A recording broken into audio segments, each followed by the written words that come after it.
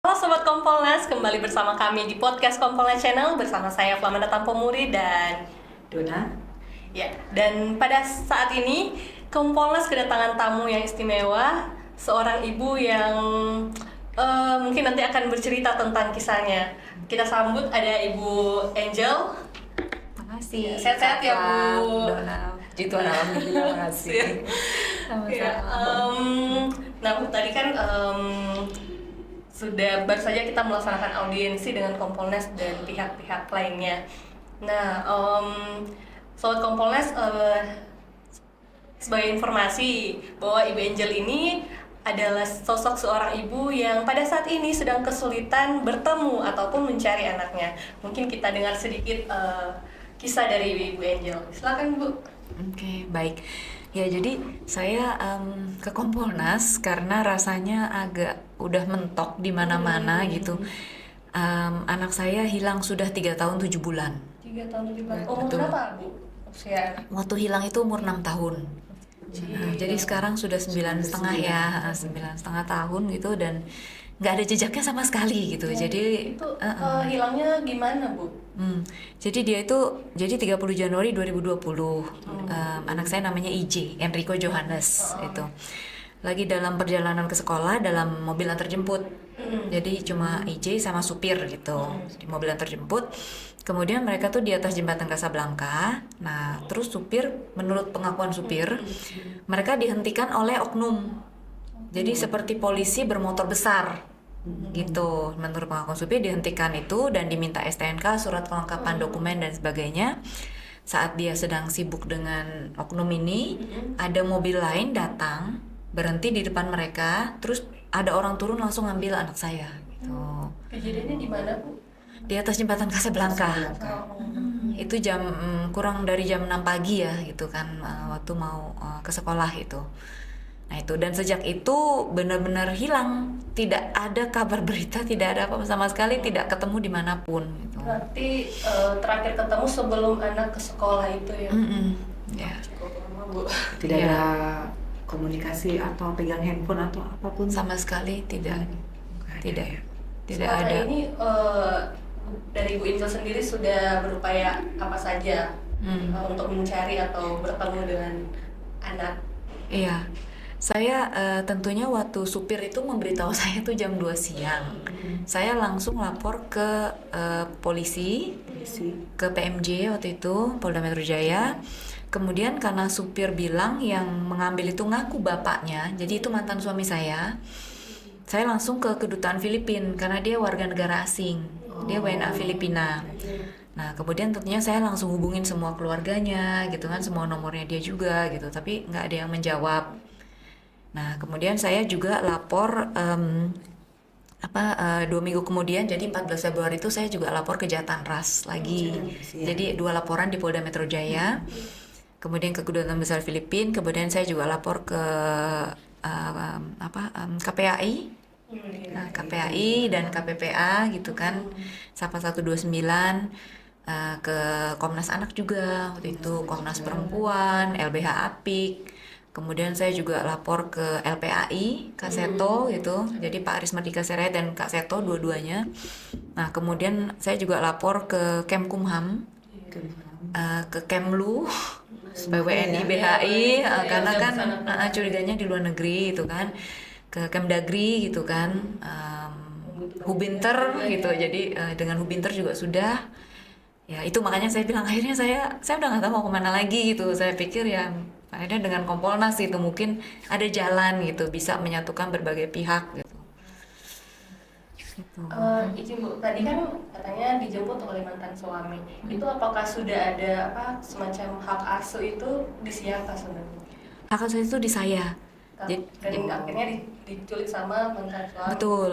Diculik Memang diculik judulnya itu sangat gaya mafia Filipin. Gaya mafia Filipin itu betul. Jadi hak asuh di saya dari PN sampai Mahkamah Agung, jadi sampai kasasi itu resmi semua di saya gitu. Dan Ibu, ini kan sudah ke banyak pihak ya Bu. Kira-kira progres sejauh ini sudah seperti apa? Apakah ada perkembangan atau titik terang atau gimana?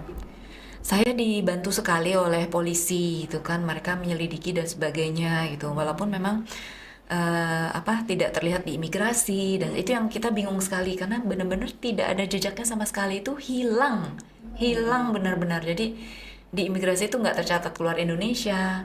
Saya tanya sama teman di imigrasi Filipina juga tidak tercatat masuk gitu. Saya nggak tahu kalau negara-negara lain gitu ya, tadi sudah yellow notice juga tidak terlihat gitu kan.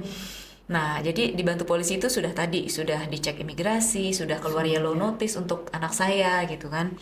Kemudian mereka juga melibatkan Hubinter gitu. Jadi polisi mencari kemana-mana gitu ya. Sudah BAP Pak supirnya juga gitu kan. Mencoba mencari CCTV yang sayangnya juga tidak ada gitu. Tanpa jejak ya berarti. Tanpa jejak sama sekali. Cybercrime juga tidak menemukan gitu karena semua jejak digitalnya dihapus. Anaknya ini udah punya paspor apa gimana? Udah, waktu itu sebenarnya IJ punya paspor Indonesia dan Filipina. Tapi saat dia diambil 30 Januari, paspornya itu dua-duanya ada di saya dan sudah expired di 2019. Berarti ada penyelundupan gitu. Kalau misalnya tanpa paspor gitu kan berarti harus ya. diam-diam Iya. ya. Mungkin kalau Tadi kan udah ada secara notice resmi. ya. Karena tidak tercatat di imigrasi ya gitu, dan saya juga tanya imigrasi, katanya tidak mengeluarkan paspor baru. Ke kedutaan Filipina juga mereka ngakunya tidak mengeluarkan travel dokumen gitu. Jadi ya mungkin saya nggak tahu lewat jalan mana gitu ya. Tapi dari informasi mungkin dari pihak kepolisian atau kan pastinya di Polisian Indonesia juga ada kerjasama atau Dari komunikasi Hubinter dengan tadi. atas Manila atau apa. Itu ada informasi yang Lebih akurat mungkin lagi gitu ya. lebih kayak menunjukkan ada terang atau ada kemajuan gitu apa gimana? Belum. Ya masalah kita kan mengetahui lokasi mantan suami saya dan anak nih yang benar-benar hilang.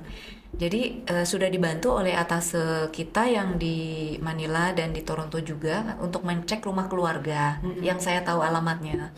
Tapi rumah itu pun katanya sudah dijual dan mereka tidak melihat ada mantan suami maupun anak saya di sana. Jadi pergerakannya cukup banyak yang dilakukan, tapi memang nggak ketemu gitu, belum ketemu. Jadi Berarti memang tidak ada di lokasi Filipina itu tidak ada ya. Betul. Bersama suami gitu ya. mantan betul suami. tidak ketemu gitu. Tidak ketemu. Tapi kalau dengan keluarga sendiri ada.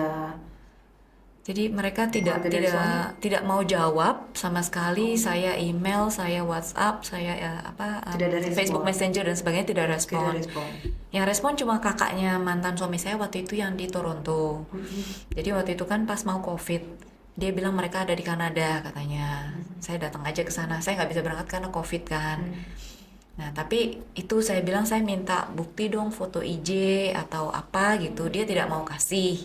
Malah dia waktu itu minta uang, katanya kalau enggak saya nggak akan ketemu IJ lagi gitu. Jadi tapi ya nggak saya kasih karena dia nggak bisa menunjukkan IJ memang ada di sana atau tidak itu ya. Mungkin itu cuma menyesatkan biar dapat uang atau saya nggak, sampai sekarang saya diblok, jadi saya tidak bisa juga kontak sama mereka gitu. Ya. Tadi mungkin kata ibu kan udah mandek kemana-mana, jadi ke Kompolnas. Mungkin ibu ada harapan apa gitu setelah datang ke Ya. Kompolnas? Harapan ibu sebagai seorang ibu yang mencari, yang kesulitan bertemu dengan anak. Iya, jadi saya kan selama ini jalan ke lembaga-lembaga masing-masing gitu kan, dan saya dengar kalau ke Kompolnas itu nanti bisa semuanya itu dijadiin satu gitu ya, jadi bisa kerjanya bersama gitu kan. Dan Sinergitasnya. betul, karena kalau saya tadi kayak masing-masing dan satu lembaga dengan yang lain tuh, polisi minta data imigrasi aja sampai 4 bulan belum dapat gitu kan. Mungkin kalau dengan Kompolnas jadi bisa ada komunikasi ya, jadi lebih cepat bisa, dan mungkin bisa ada jalan-jalan yang belum terpikirkan oleh kami gitu kan. Yang mungkin juga tadi ada saran, oh ibu mungkin tes DNA gitu kan, atau oh ya kita mungkin bisa red notice untuk bapaknya gitu kan, karena cari anak susah yellow notice, tapi kalau dengan red notice mungkin cari orang tua lebih mudah ya gitu kan, mukanya kan tidak bisa dirubah gitu kan, nama identitas lebih sulit, anak kan berubah, anak ganti nama anak mungkin bisa gitu. Jadi mungkin itu saya rasa mungkin dengan Kompolnas kalau memang turun tangan, mudah-mudahan kelihatannya ini bukan masalah polisi lokal biasa gitu Iya. kan, harus berbagai pihak Legalitas yang negara betul, juga. harus dengan Kemlu juga dan Iya. sebagainya. Mungkin hanya Kompolnas yang bisa membantu untuk tadi supaya bersama-sama. Saya sih mengharapnya mudah-mudahan ada jalan, sudah hampir 4 tahun gitu ya. Saya cuma pengen tahu aja anak saya tuh ada di mana dan situasinya dia seperti apa gitu. Semoga dengan jalannya ke Kompolnas, harapan Ibu Angel dapat kita akomodir sehingga bisa bertemu kembali sama anaknya yang beliau. Amin. Mudah-mudahan Kompolnas membawa mujizat Tuhan. Amin. Ya. Terima kasih. Ya, Sobat Kompolnas, demikianlah kisah dari Ibu Angel, di mana Ibu Angel adalah seorang ibu yang sedang kesulitan mencari ataupun bertemu dengan anaknya. Nah, mungkin kita akhiri sesi kali ini. Saya Flamanda Tampomuri dan Saya Dona. beserta juga dengan Ibu Angel, kami pamit undur diri. Dan untuk Sobat Kompolnas, jangan lupa terus update Kompolnas Channel, jangan lupa di subscribe dan aktifkan notifikasinya. Kami undur diri dan sampai jumpa. Sampai jumpa.